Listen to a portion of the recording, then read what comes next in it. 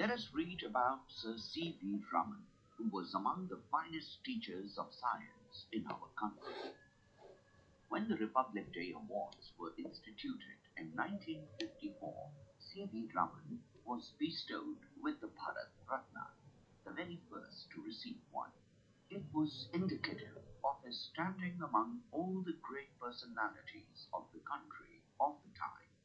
He was already a household name by then. Even 28th February, the date synonymous with National Science Day in the country, is the one on which the Raman effect was discovered. Raman is the only scientist whose work, entirely carried out in India, got him the Nobel Prize for Physics in 1930. I first met him in Jodhpur when my father had invited him for a meal. I was then studying for my bachelor's degree in science.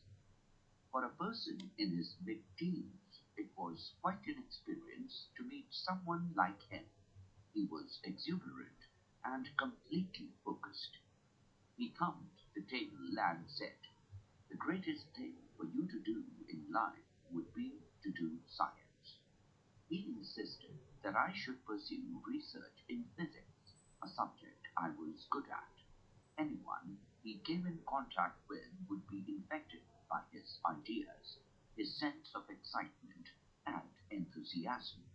Many years later, in 1967, at the annual meeting of the Indian Academy of Sciences in Madras, just before his presidential address, Raman turned around and said, "Menon, Ramanna, you see this great hall packed with people who have all come to hear me. Can you fill this hall with such an audience?" He was proud that such a large audience had turned up for a science lecture.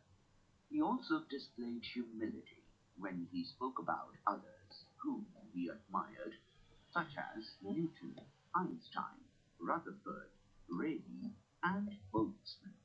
He was in line with these great classical scientists, a dwindling band.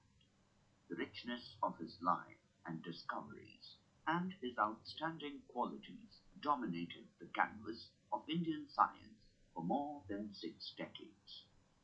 Raman was a self-made man. He was a precocious student and did extremely well in his studies. He had a flair for science and also an unusual appreciation of English literature. As a result, he was one of the most brilliant lecturers on science one could listen to. I recall the annual session of the Indian Academy of Sciences in Ahmedabad in 1968, held to celebrate his 80th birthday, when he stood under a tree talking to a large crowd of children. There was no blackboard, and no one could have seen anything written from the distance where the children were sitting.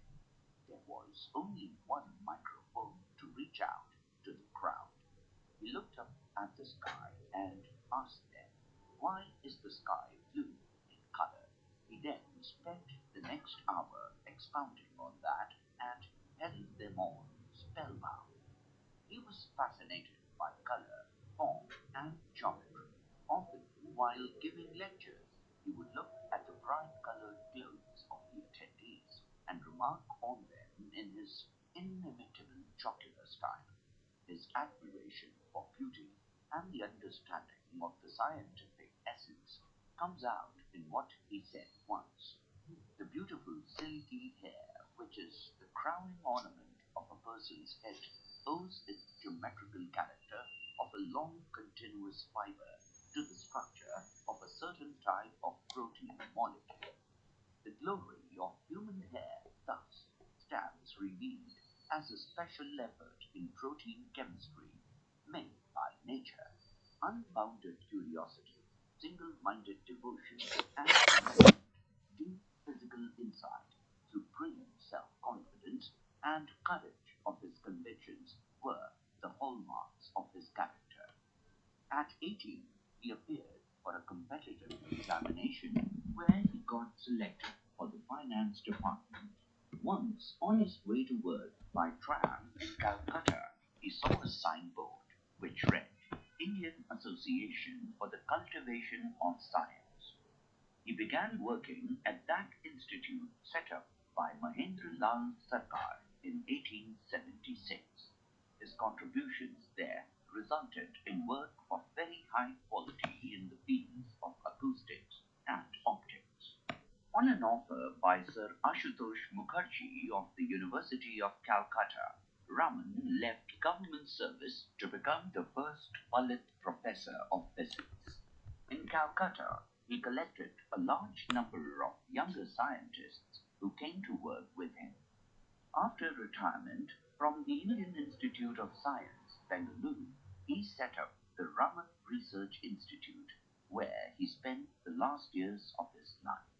Not only did he do great science himself, he also made others do great science.